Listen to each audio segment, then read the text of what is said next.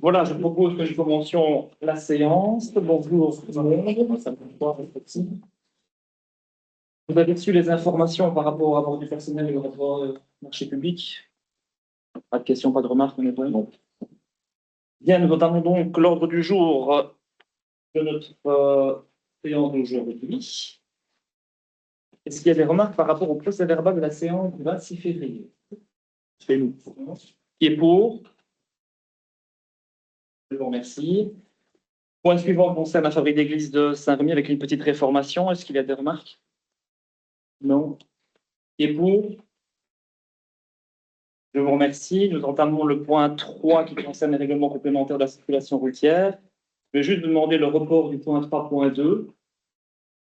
Pour le reste, je vais laisser la parole à Arnaud. Merci Jérôme. Donc ici, il s'agit simplement d'une régularisation d'une zone 30 pour les rues suivantes, Allée des Sorbiers, rue Barada et la rue Autreau. Pas de questions. Alors du coup, je propose qu'on passe directement au 3.3. Là, c'est simplement un déplacement de l'aglobe, rue lieutenant Lening, à hauteur de l'immeuble numéro 33, et pareil, toujours pour la même rue, à hauteur de l'immeuble numéro 2. C'est pas de question. On a eu les explications. 3.4, même chose, c'est un déplacement de l'aglobe pour la route de Rémy à Mortier. Donc, numéro 58. Et également de l'autre côté à hauteur de la rue Richelette, à son carrefour avec la route de Ebrine. Ouais, c'était attendu, c'est bien. C'est bien que ça se fasse. S'il n'y a pas de questions, je mets les points au vote. Qui est pour le point 3.1, règlement complémentaire de circulation routière, établissement d'une zone 30 avec des Sorbiers, rue Barada et Outreu? Je vous remercie. Qui est pour le report du point 3.2? Je vous remercie. Qui est pour le règlement complémentaire de la circulation routière, modification de la limite d'agglomération à Barchon? Qui est pour le point 3.4, règlement complémentaire de la circulation routière, modification des limites d'agglomération, route de Bleuny à Mortier? Je vous remercie. Point suivant, la dotation communale à la zone de police Basse-Meuse pour l'année 2026. Donc, nous avons voté au conseil de police le 18 mars 2026 le budget pour l'année 2026, mais également une trajectoire budgétaire pour la zone. Donc, c'est pour ça que la dotation vient un peu basse, puisqu'il y a eu des discussions. La dotation n'a plus été indexée depuis fort longtemps au niveau de la zone de police, donc il devenait impératif de pouvoir regarder des finances saines au niveau de la zone, d'indexer la dotation. C'est la raison pour laquelle nous l'augmentons de 5% cette année, donc ça fait un montant total de 1 465 462,69 €.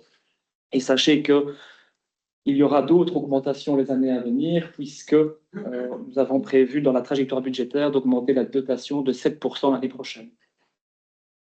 Ça, c'est les nécessités de la zone. Si nous voulons continuer d'avoir une police de proximité comme nous l'avons, il faut malheureusement y mettre les moyens et les communes doivent donc mettre la main au portefeuille. Voilà, c'est une question par rapport à ce point. Qui est pour? Je vous remercie. Le point suivant concerne la redevance communale pour la participation au concept en course pour mon bien-être et pour le jogging de la fin de session en automne. La redevance est fixée à 25 € par session et le jogging est fixé à 5 € par participant. Est-ce qu'il y a des remarques, des questions? Sur ce point-là, on avait, donc lors du vote des redevances, on n'avait pas voté pour l'augmentation de la redevance sur le concept. Ici, donc, on parle de la redevance sur le jogging unique. Donc, dans le même état d'esprit, on va refuser l'augmentation aussi.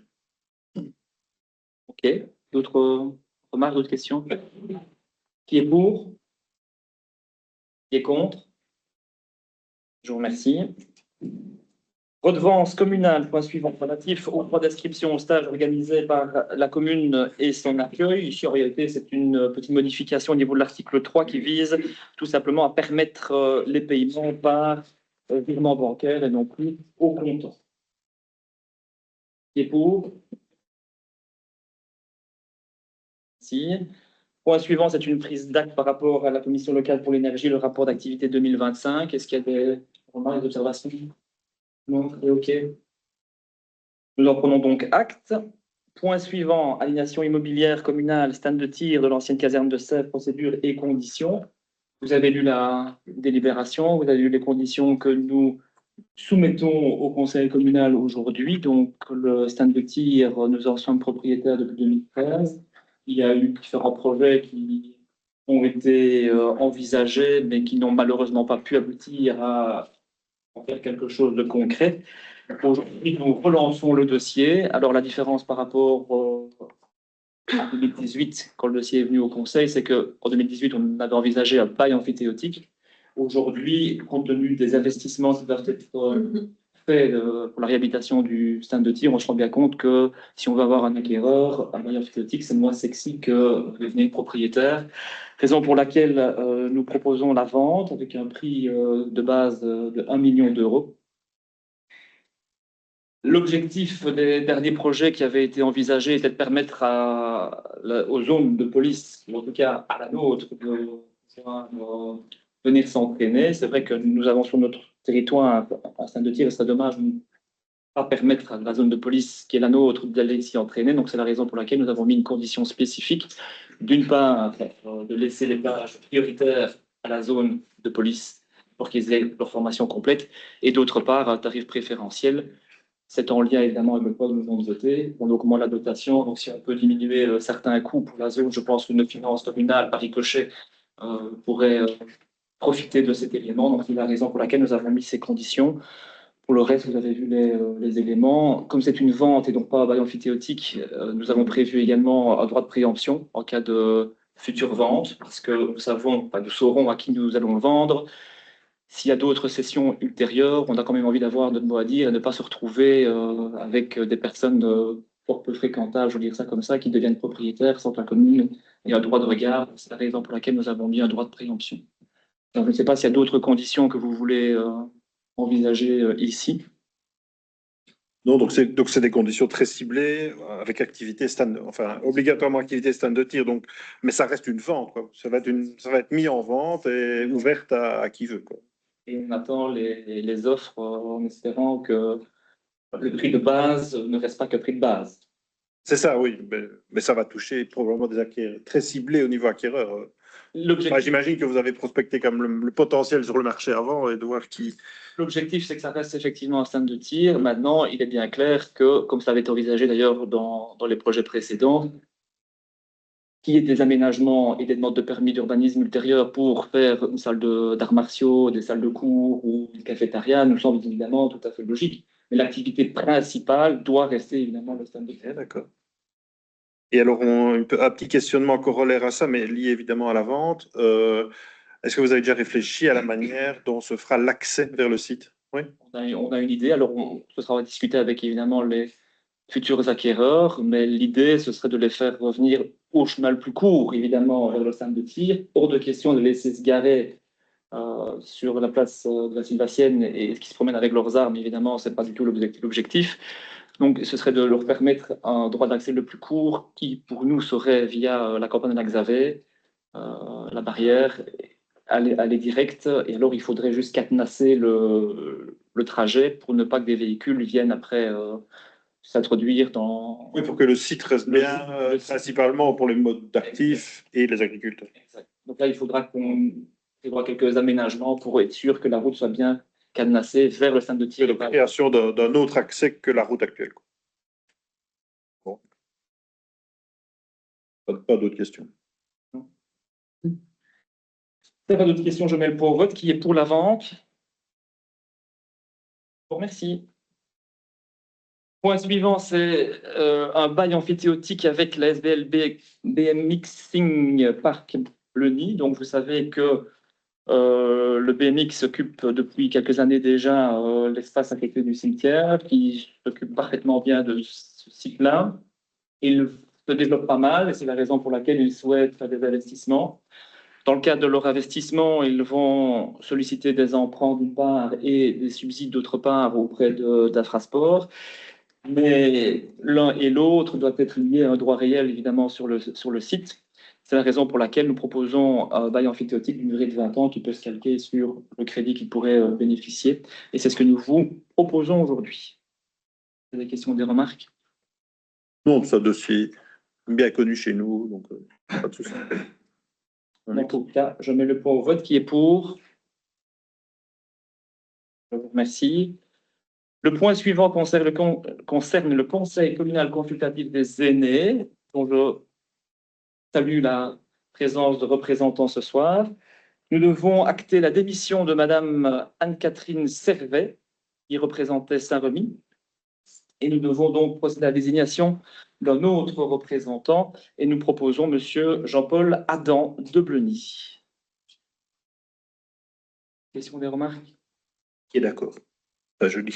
Vous le proposez et il est d'accord. Il est d'accord. Non, pas de question particulière. Il n'y a pas d'obligation de remplacer par quelqu'un de Saint-Remy. Si c'est quelqu'un de Saint-Remy qui démissionne, non. C'est pas- L'objectif, c'est que tous les villages soient représentés et que la parité soit maintenue. Et on n'a pas de suppléant à Saint-Remy. Ah oui. Mais on avait 2 représentants de Saint-Remy et il n'y en a plus qu'un maintenant dans le conseil. Exact. Mais ici, la parité est 5-5, donc une belle parité que ça, on ne peut pas faire. Et en cas de... Les suppléants, ils sont, je veux dire, il y a un ordre défini ou bien ils sont pêchés aussi au sort Ben, les suppléants, on les a votés ici. Oui, ça je me pourrait rappelle. passer. Et ils sont classés tout simplement par ordre alphabétique. Mhm. Il n'y a pas d'ordre. On tient compte de la parité et de la représentativité des villages. Dans la mesure du possible, normalement, on respecte l'ordre, je ne sais pas qu'à parce qu'on est classé par ordre alphabétique, mais le règlement prévoit bien dans la mesure du possible.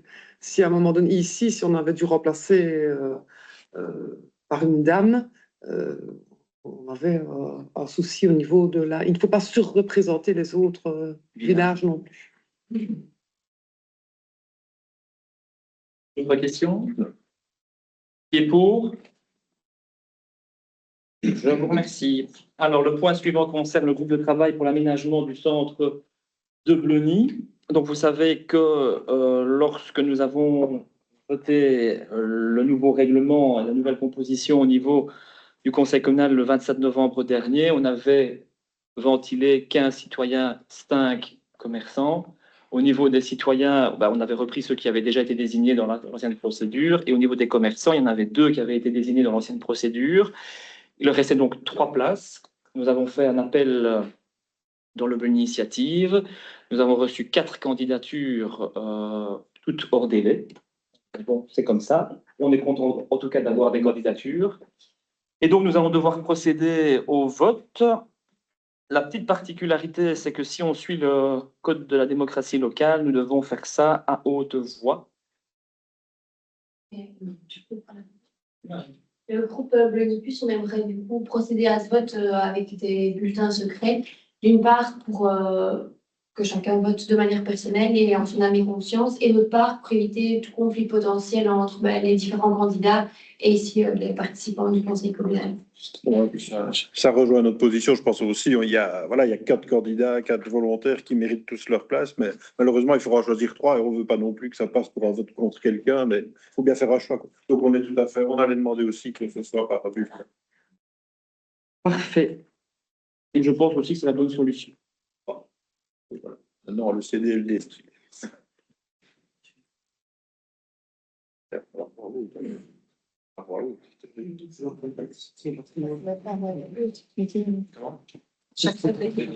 Non, tu veux dire oui, oui, non, oui, non, non, non.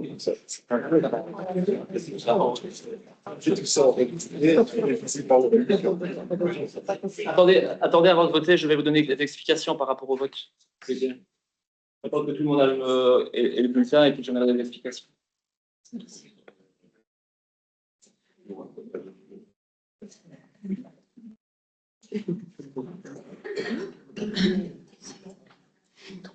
Je mettrai le conseil communal.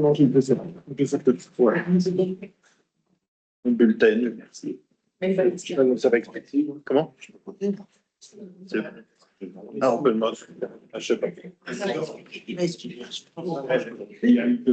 Je posais la question et quand on impact. Si on peut rémunérer ces personnes, ça Il n'y a pas d'intérêt, il n'y a pas d'intérêt Le financier. conseil communal, bon, oui. Il n'y a pas de volonté de rémunérer, j'imagine. Enfin, là, tu vas avoir des candidats en plus. On peut, pour que ce soit bien clair au niveau de la délibération, on est bien d'accord que tout le monde est d'accord sur le vote papier. Hein. Oui. Ah, automatique. Deuxième élément par rapport au vote, on va un peu faire comme pour le conseil de police. Donc, ce qui veut dire que chaque conseiller a 3 voix et vous allez devoir mettre une voix à 3 candidats de votre choix. Ce qui veut dire qu'il y a une case qui doit rester vide sur le papier. D'accord? Un bulletin qui aura 4-3 sera bulletin nul. Comme au conseil de police.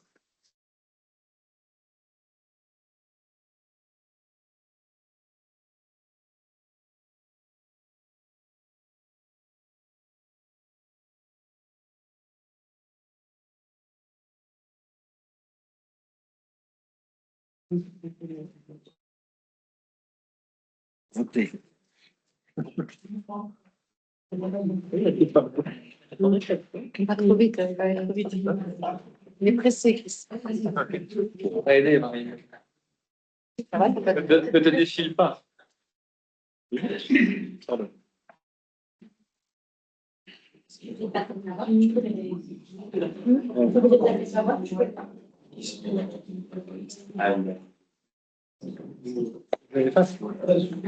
De la police, c'est des gens qui stationnent en face le long de l'école, quoi. À l'entrée, la salle de l'établissement, il y a Ça fait longtemps, oui.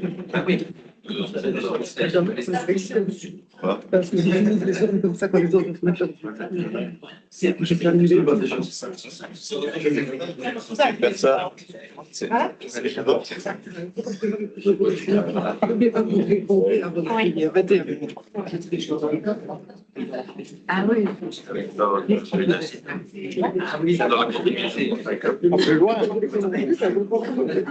Il y a quand même des fiscales aussi. Effectivement, merci.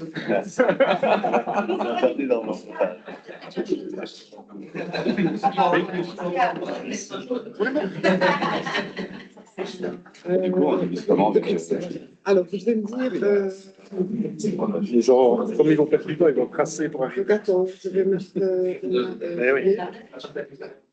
Attendez, Guillaume Simonis. Donc c'était.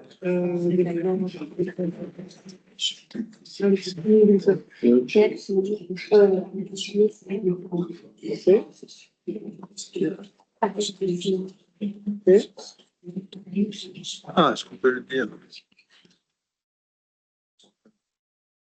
Des éléments du dossier.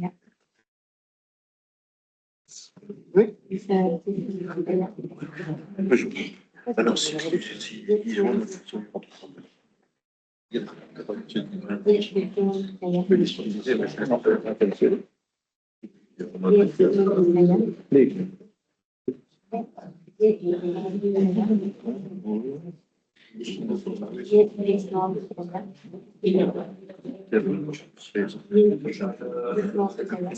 c'est à venir, on le fera pour une prochaine fois. la modification. Oui. Oui, parce que ça va peut-être venir. La police.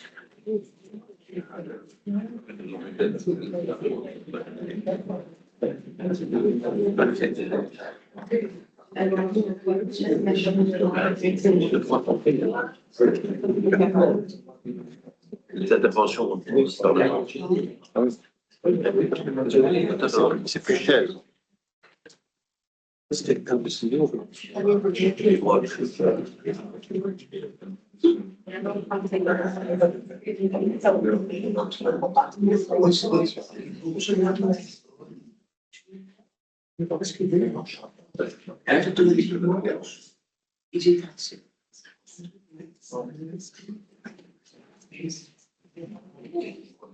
Je pose mes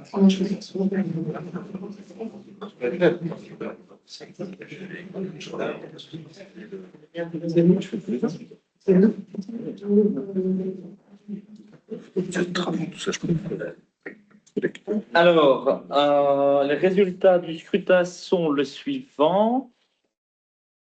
Monsieur Pierre-Michel Billet de Optique Bière reçoit 21 voix. Manon Simonis de Sandwich et compagnie reçoit 16 voix. Monsieur De Flandre Stéphane de la glacerie de Blony reçoit 18 voix. Et Monsieur Mikaya du potager reçoit 8 voix. Donc ce sont Monsieur Billet, Monsieur Simonis, Madame Simonis et Monsieur De Flandre qui rejoignent l'équipe. Félicitations à tout le monde et merci à tous pour la candidature.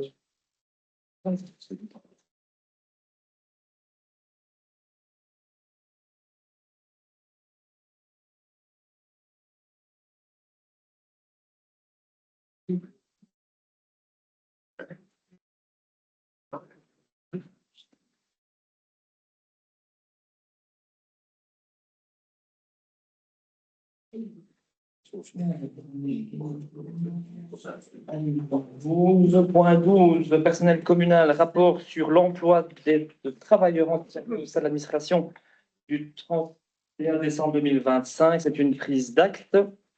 Vous avez reçu une nouvelle délibération qui corrigeait le chiffre, qui permet de dire que nous sommes clairement dans nos obligations légales. Est-ce qu'il y a des questions ou des remarques par rapport à ce rapport? Non. Ceci clôture donc les points à l'ordre du jour. Est-ce qu'il y a des questions d'actualité? De notre côté, oui.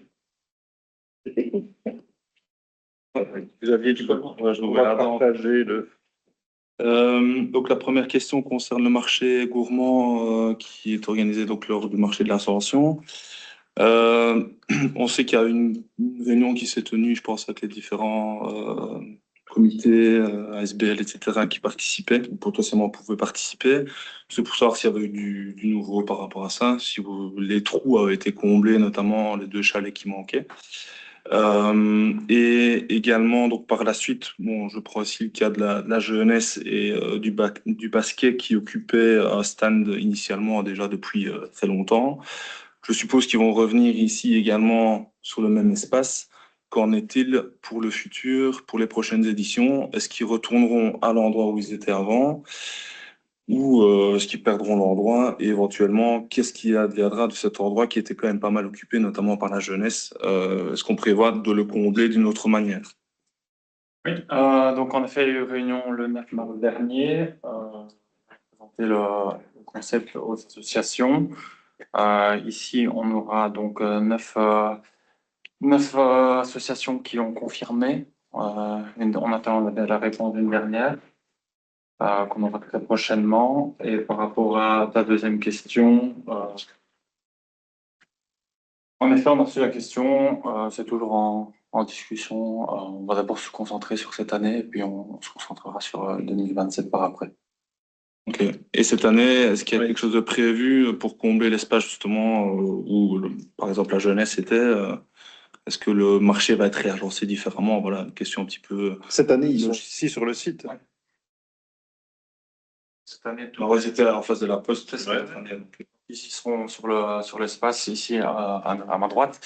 Ça sera comblé par des forains s'il y a une nouvelle demande de forains.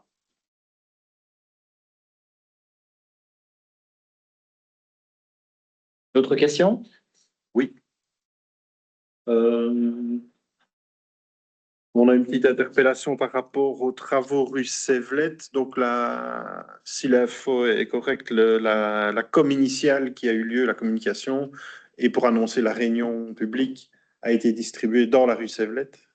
Et dans les quartiers, comme de ton côté, Serge, etc., c'est plutôt l'entrepreneur qui a informé dans un second temps, c'est possible?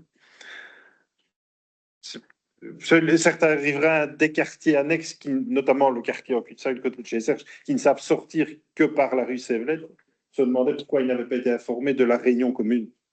Donc maintenant, bon voilà, c'est passé, hein, mais... Oui, effectivement, la ville habitant était diffusée dans la rue Sévlette pour la réunion d'information. Et comme dans chaque arrêté, on demande à l'entrepreneur de faire un avis aux habitants pour les riverains concernés. Et nous, en fait compris la rue Sévlette, ont reçu, et les connexes ont reçu l'avis de l'entrepreneur annonçant les travaux. Ce qui est la même chose normalement pour la rue Thierry qui va commencer ici la semaine prochaine et la même chose pour la rue Julia Guizen. L'entrepreneur à chaque fois doit avertir les habitants des travaux et de comment ça va se dérouler. On disait que pour une prochaine fois, quand c'est des rues comme ça qui n'ont d'accès que par la rue où il y a les travaux, elles devraient probablement être considérées au même statut que les gens qui habitent sur la rue. C'est peut-être bien de les insérer dans le même niveau d'information. On s'est fait la même réflexion.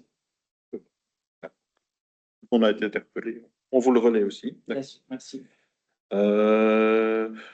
Petite question, avancement de travaux au collecteur du Baxet, on en est où? C'est fini ça? Oui, Oui, la pose du collecteur. le collecteur, tout ça, Ouais. ça c'est fini. Il reste juste tirer de ici. Ouais, donc c'est la fin du chantier. Ouais. Ok, d'accord. Les perturbations, les déviations, c'est pas fait. Le dernier jour. Ouais, ok. On doit être content. On a vu la publication. Merci. Et est-ce que vous avez eu des infos récentes concernant le chantier de la rue de la Forêt?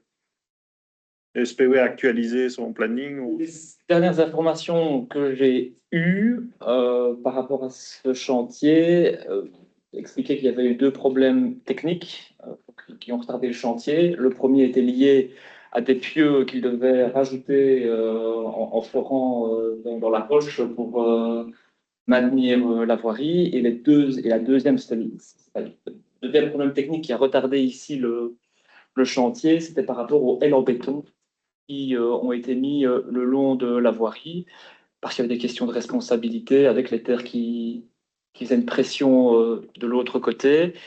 Et maintenant que ces questions ont trouvé des solutions techniques, le chantier a repris. Alors, ce qu'on m'annonce, mais une fois, on m'annonçait déjà l'ouverture pour la fin de l'année, donc je reste prudent dans ce qu'on m'annonce.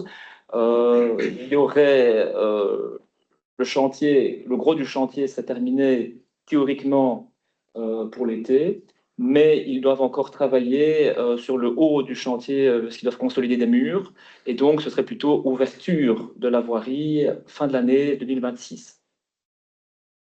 Mais je mets les réserves d'usage. On l'espère tous de tous nos voeux. Ok, mais enfin bon, il y a une info fraîche, quoi. Enfin, c'est quelque chose d'assez récent. Ok.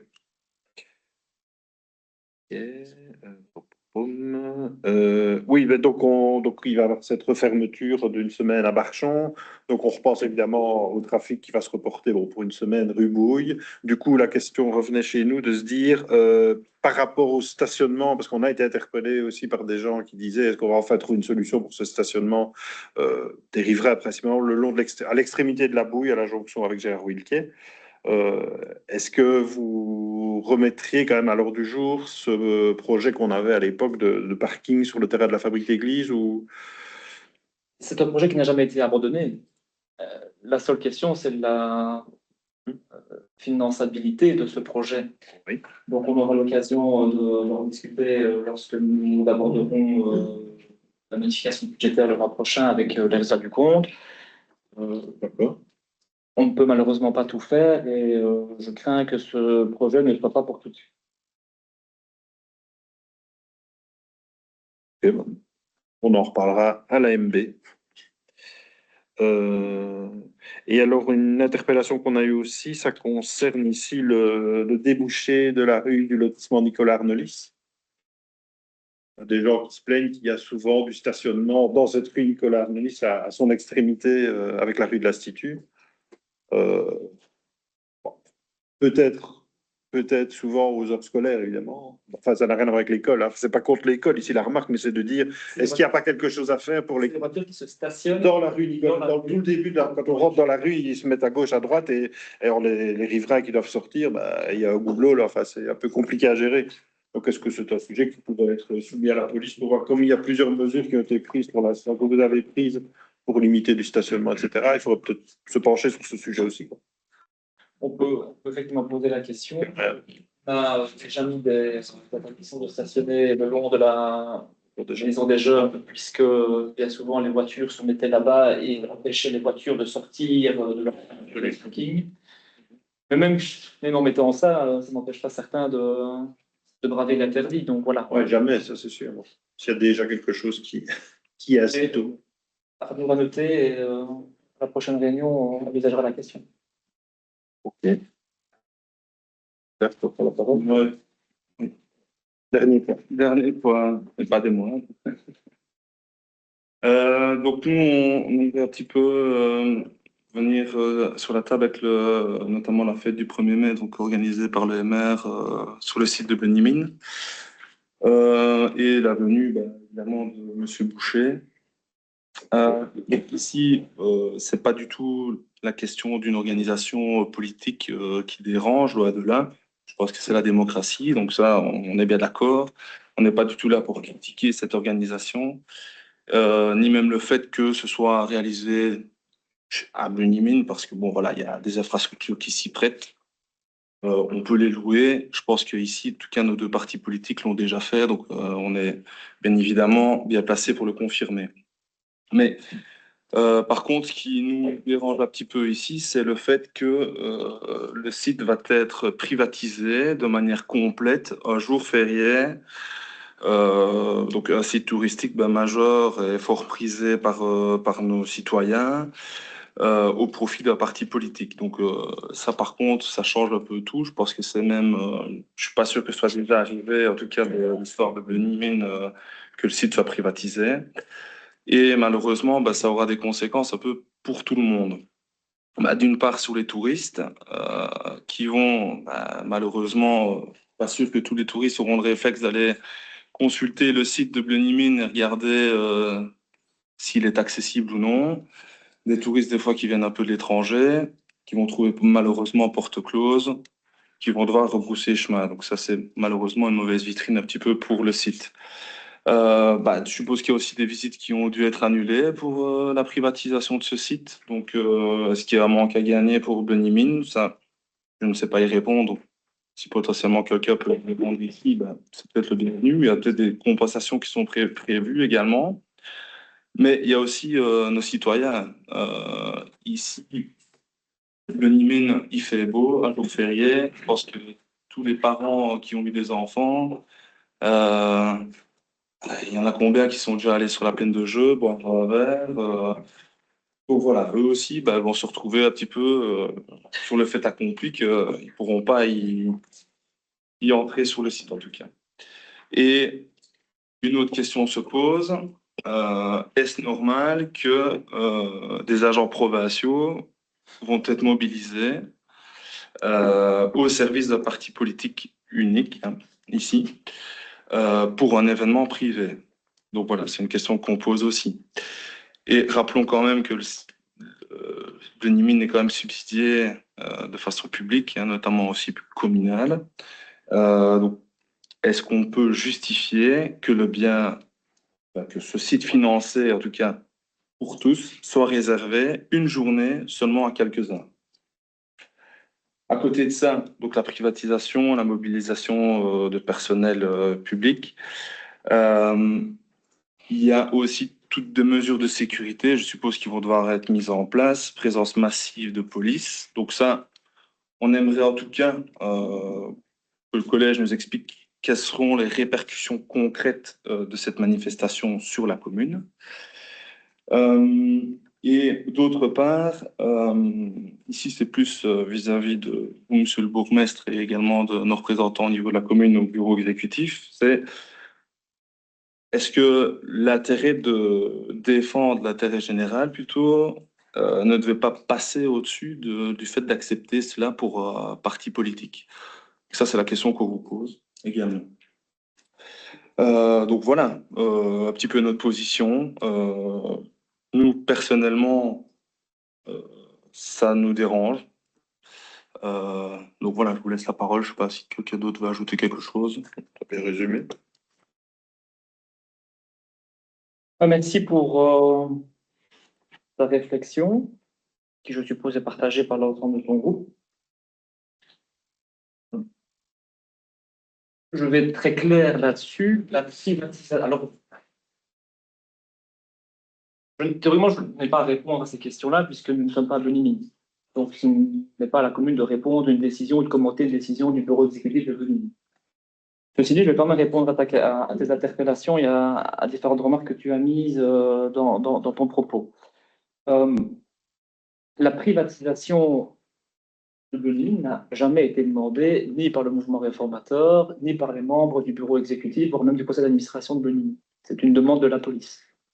La police, à un moment donné, fait des analyses de risque, et ce n'est pas à vous, je vais dire le contraire, vous avez été aux responsabilités avant nous. Vous savez très bien que la police fait des analyses de risque et qu'elle fait à un moment donné des recommandations à l'autorité en fonction des éléments dont ils ont leur connaissance. De deux choses l'une.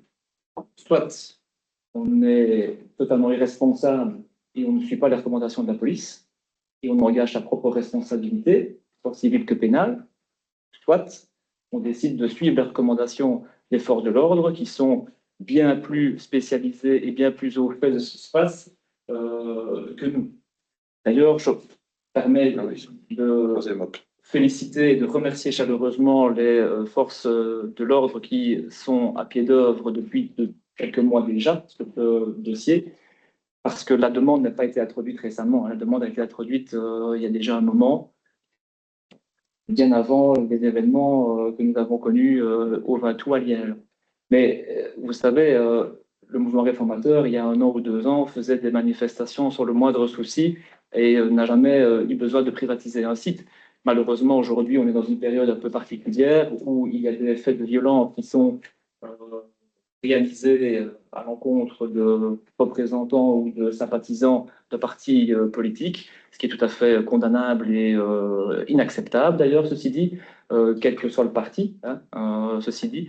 Et donc, à un moment donné, la police est bien obligée de prendre des mesures pour protéger non seulement les participants à la manifestation, mais aussi d'assurer l'ordre public sur un territoire donné. Et ces éléments se font sur base d'une analyse de risque qui est faite au fur et à mesure et qui est analysée au jour le jour. Donc, vous ne m'en voudrez pas, mais je ne vais pas dévoiler ici les éléments de la stratégie policière qui va être mis en place pour le 1er mai. Ça, vous n'aurez absolument rien de moi à ce sujet-là. On pourra en discuter après l'événement si vous le souhaitez, mais avant l'événement, je n'en dirai aucun mot. Ça, je pense qu'on peut facilement et légitimement le comprendre également. Donc, par rapport à cette privatisation, à partir du moment où la police nous dit très clairement que sur base de l'analyse des risques, il est inconcevable de faire venir des touristes, même d'un jour, dans un lieu où il peut y avoir des groupuscules violents, ils ne peuvent pas assurer la sécurité de tout un chacun et qu'il faut à un moment donné s'assurer d'une sécurité pleine et entière et d'un maintien de l'ordre, de sorte que la privatisation a été suggérée. Alors, évidemment, mais ce n'est pas la première fois qu'un site provincial est privatisé. Nous défendons plus vous offusquer lorsque Wigimont a été privatisé pour une fête du Parti socialiste. Et pourtant, il y a des agents provinciaux qui travaillent aussi. Donc, c'est un peu dommage d'avoir une lecture un peu à double vitesse, d'autant plus que le mouvement réformateur ne vient pas gratuitement. Le mouvement réformateur, il paye la location et il a également déjà acheté 500 descentes dans la mine pour les participants à l'événement. Je crois que 500 descentes dans la mine, c'est une résultat que même le mine n'arriverait pas à réaliser en temps normal. Donc je pense que c'est une aubaine pour Beni Mine. Et je vais même vous dire une chose. Moi, je suis fier en fait de ce qui se passe. Mais je vais vous dire pourquoi. Parce que je suis fier de mon patrimoine. Je suis fier de Beni Mine. Je suis fier de la tradition de Beni Mine. Je suis fier de pouvoir à un moment donné montrer ça à des ministres. Il y aura 14 ministres, il y aura une commissaire européenne, il y aura des députés, des parlementaires européens, des parlementaires régionaux, fédéraux, et il y aura aussi des élus locaux. Il y aura des bourgmestres et il y aura des échevins. Et si les échevins et les bourgmestres peuvent se dire à un moment donné, ah ben, ce que j'ai vu à Beni Mine, c'est vraiment chouette et je vais y envoyer mes écoles et je vais y envoyer mes élèves pour faire des classes vertes, non seulement ce sera très bien pour la passation de la mémoire des mineurs, mais ce sera aussi bien pour les finances de Beni Mine, parce que vous n'êtes pas sans savoir que les finances ne sont pas forcément florissantes au niveau de Beni Mine. Donc je pense qu'on peut être fier à un moment donné qu'un parti politique, quel qu'il soit d'ailleurs, tant qu'il est démocratique, puisse s'intéresser à un site tel que celui de Beni Mine et puisse à un moment donné donner une visibilité, parce que vous savez fort bien qu'à un moment donné, il y aura des caméras de télévision, il y aura à un moment donné pas mal de visibilité qui seront données à Blenheim. Il y a beaucoup de personnes qui ne connaissent pas le site qui vont venir à Blenheim, et je pense que c'était une aubaine que Blenheim pouvait effectivement saisir, et Blenheim l'a fait. On l'a fait d'ailleurs. René était d'ailleurs toujours au sein du bureau exécutif quand la décision a été prise pas de privatiser. Par après, on des éléments de la situation, mais quand le MR a fait sa demande, c'était au bureau exécutif à ce moment-là. Quand le MR a fait sa demande, j'étais peut-être encore toujours au bureau exécutif, mais ça n'a pas été soumis au bureau exécutif parce que. La privatisation a été soumise plus tard. Même la décision initiale, il faut regarder. Si, tu étais là, on en a parlé pour voir les PV. Donc, voilà, c'est un élément qui. Mais ça n'a rien à voir avec. Non, tout à fait, mais je dis juste que ce n'est pas un élément qui est récent, c'est un élément qui existait déjà avant. Donc, par rapport au manque à gagner, le NIM n'aura absolument pas de manque à gagner puisque les finances, voilà, ils auront leur revenu. Par rapport aux agents provinciaux, je vous ai expliqué ce que j'en pensais. Ce sont des agents qui vont travailler sur le site. Ils vont travailler avant, ils vont travailler après. À partir du moment où il y a des visites qui sont organisées sur le site, ils vont assurer les visites. Eux, ils travaillent comme n'importe qui et pour n'importe qui, peu importe qui vient. Eux, ils travaillent, ils font leur job et ils le font parfaitement bien. Et je leur remercie également de le faire. Donc voilà, moi, je ne sais pas ce que vous voulez que je vous dise d'autre par rapport à ça. Oui, j'entends les deux options que tu soulevais en disant donc vous faites le MR fait la demande pour organiser, jusque-là aucun souci, le bureau exécutif dit OK, et puis à un moment donné tombe le coup près de la police qui dit pour des raisons de sécurité, il faut fermer le site. Voilà, c'est probablement logique et ils font leur travail et c'est normal, et là toujours pas de souci. Et alors tu te dis, alors il y a deux options, on suit ou on ne suit pas. Pour moi, il y a carrément une troisième option. En tant que garant de la commune, responsable de l'intérêt des citoyens et de l'UNI, de se dire, mais maintenant, l'événement a changé, c'est un événement qui privatise le site, qui le soustrait aux citoyens blunitois et qui va donner une image pour, comme disait Xavier, certains qui vont venir vont trouver porte close. Est-ce que moi, en tant que collège ou bourgmestre de Bleuny, je maintiens ou est-ce que je m'oppose à cette organisation-là, sachant, c'est ça l'élément, qu'elle ferme le site, quoi. C'est ça qui nous embête. J'ai bien compris que ça vous embêtait, je ne m'attendais pas à autre chose de votre part, mais par rapport à ça... Ça n'a rien à voir avec qui organise. J'ai répondu à cela en disant que, premièrement, lorsque le prêt tombe, on est déjà bien avancé dans le temps et à un moment donné, il faut une logique, l'organisateur ne peut pas faire machine arrière au niveau de son organisation. Et deuxièmement, ça va, comme je l'ai expliqué, donner un coup de projecteur à un site. Alors, dans la qualité de garant de l'intérêt collectif, il y a aussi le garant d'une institution qui fait partie de notre patrimoine local. Et l'objectif que nous avons, c'est de pouvoir le promouvoir.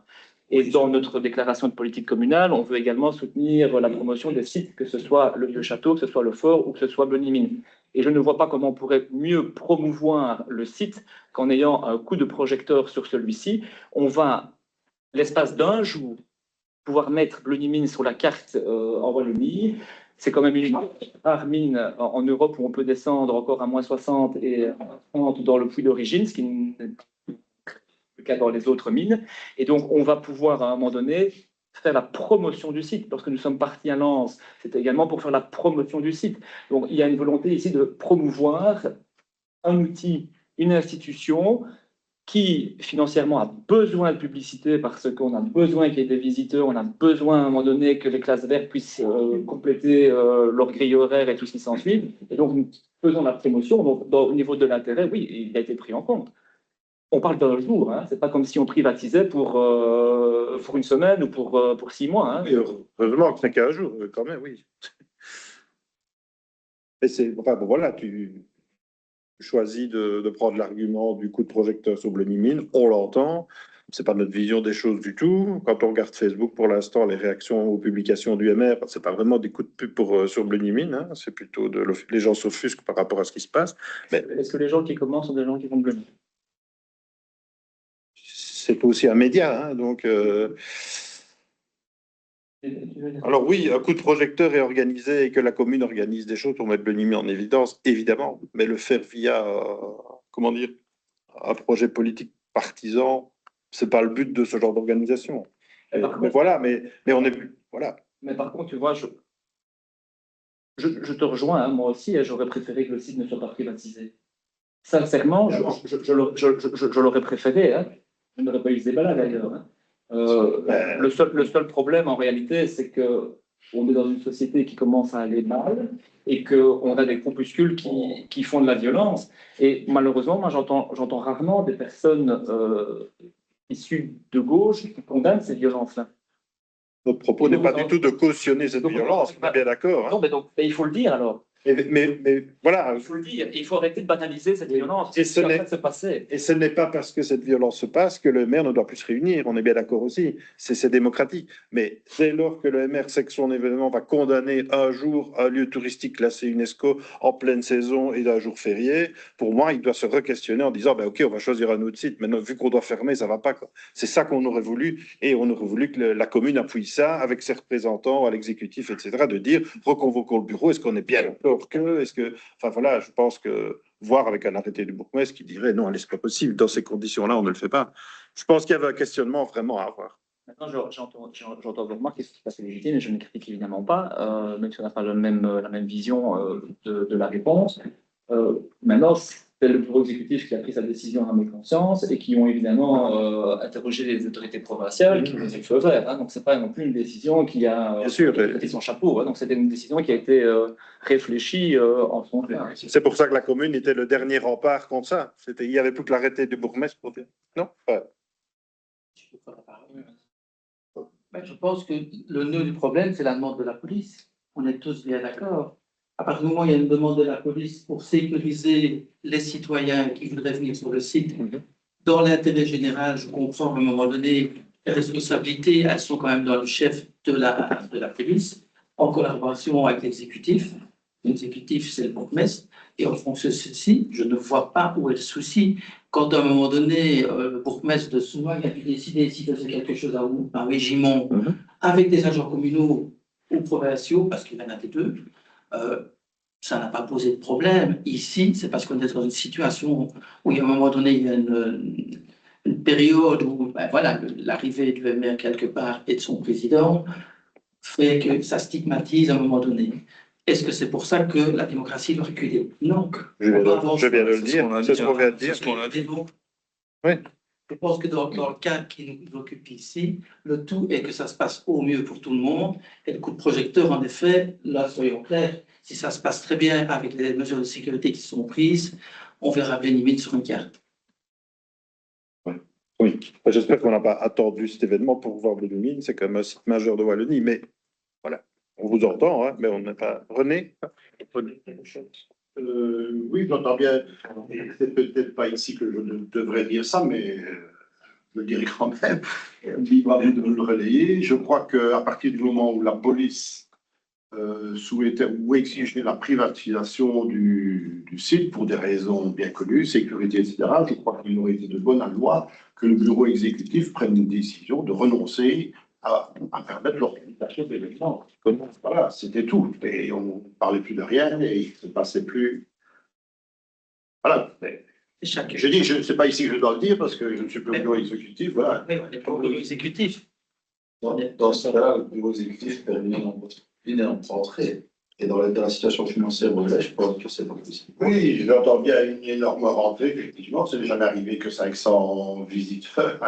Et voir la mise d'un coup, mais elle perdait, enfin, elle gagnait en sérénité, elle gagnait en sécurité, etc. Maintenant, j'espère qu'il ne se passera rien, enfin, je souhaite surtout que ça se passe bien. Bien sûr, Parce que ne faut pas continuer comme celui qui se passe, contrairement à ce que tu penses, il y a des gens de gauche qui ne sont pas tout à fait d'accord. Mais il faut le dire. Avec, je le dis, qui ne sont pas tout à fait d'accord avec les événements qui se passent autour d'un personnage, malheureusement, qui focalise l'actualité autour de lui. C'est dommage pour lui. Il ne fait rien pour éviter soit, mais donc je déplore tout à fait ce truc-là. Donc, mais pour la sérénité et pour la paix des ménages et la paix de Bleu-Yvelines, je crois que le bureau aurait dû dire, ben ça va, dans ces conditions-là, on ne le fait pas, on ne l'autorise pas. Voilà. Que ce soit pour le MR, que ce soit pour le PTG, que ce soit pour le Landsmelang ou n'importe lequel. Hein, donc, j'espère bien que pour des partis qui ne sont pas démocratiques, Entendons-nous au Parti démocratique. au Parti démocratique belge. Mais, C'était plus. Mais encore une fois, ici, on n'est pas au bureau exécutif. Mais voilà, non. mais René La résume bien. décision a été prise. Hein. Pour nous, l'aspect fermeture du site, c'est un élément rédhibitoire. Ça devait faire changer la décision et voir une prise de position communale contre l'événement, parce que voilà, c'était pas normal que les Blue ne puissent pas aller à Bligny ce jour. Ne serait-ce que ça. J'entends. Ok. C'est votre point de vue, j'entends. David, Ouais, c'est toi qui. dernière question mobilité, en fait, Ah oui. sur le jour même. Bon, j'entends bien que tu ne vas pas nous dire tous les dispositifs qu'il y aura, etc. Mais d'un point de vue circulation, comment est-ce que On connaît déjà les potentiellement, est-ce qu'on connaît modalités. déjà les modalités Pas la sécurité du lieu, mais Les modalités, c'est les mêmes que pour les journées italiennes. Hein. Je veux dire, c'est la même on chose. pourra toujours circuler devant le. On pourra toujours Ce sera pas coupé, quoi. C'est Ça, toujours en cours. Mais- Au niveau de la mobilité autour du site, il y aura un sens giratoire évidemment certain, comme pendant les journées italiennes. Maintenant, Comment est-ce que les Blue seront informés, quoi? Il y aura. toute boîte va être effectivement fait. Il y aura une déviation qui sera faite pour ceux qui ne doivent pas aller aux alentours du site. Mais pour les riverains recevront un toute boîte avec un laissez-passer. Et j'ai une question. Les commerces qui se trouvent à proximité, Les commerces, notamment il y a quelques. les commerces seront ouverts et il y Restés aura des ouverts. modalités qui vont être prises en ce qui concerne leur clientèle. Ils sont pas obligés d'être fermés, c'est un peu ça.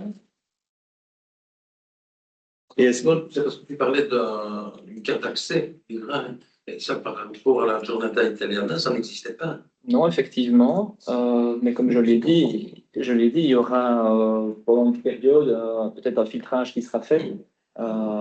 Mais voilà. Mais donc c'est principe d'Ornata, plus peut-être quelques éléments qui vont arriver. Donc, du coup, les clients des commerces sont. Les modalités seront prises en ce qui concerne et leur On voit permettre. bien que d'abord envie d'avoir des informations sur la sécurité, mais il y a Non, des choses demande qui vont pas. encore évoluer pendant. Non, c'est la mobilité pour le citoyen blunitois, C'est la simplement. mobilité et de la sécurité, tout est lié. Oui, bah. Donc, il n'y a pas de décision finale. Il n'y a pas de tournant. Ouais. Ils sont peut-être annulés. Enfin, je ne sais pas. Je sais pas quoi. L'information de la province, c'était de dire qu'il n'y avait rien sur le site ce jour-là. Puisqu'ils mettent leur partenaire à disposition. Sorte au planning, Laurent, si t'en as. Si tu as une information contraire, je voudrais la connaître. Mais L'information qui est organisée par le BFA, de viser. le premier Non. Le 1er mai Ma collègue qui est très bien placée là-bas s'interrogeait à ce sujet-là. Moi, je vais te questionner, mais en tout cas, les informations qui nous ont été communiquées étaient à ce contraire. Non, peut-être que vous manquez une information, et peut-être que ce jour-là, il y Peut-être a le 2 et le 3. Ça vaut la peine de checker. Le 1er mai est avant vendredi. Le 1er mai est avant vendredi. qui débarquent un peu partout. Ça n'a pas accédé. Simplement. Je pense que c'est dans des. D'autres questions, d'autres remarques? Non. Est-ce qu'il y a d'autres questions d'actualité? Non. Non. Ceci épuise donc la séance de ce jour. Je remercie le public toujours nombreux et fidèle à nous avoir rejoints ce soir. Et je vous informe que le prochain conseil se tiendra le 23 avril 2026. Même heure, même lieu. Merci. Bonne soirée.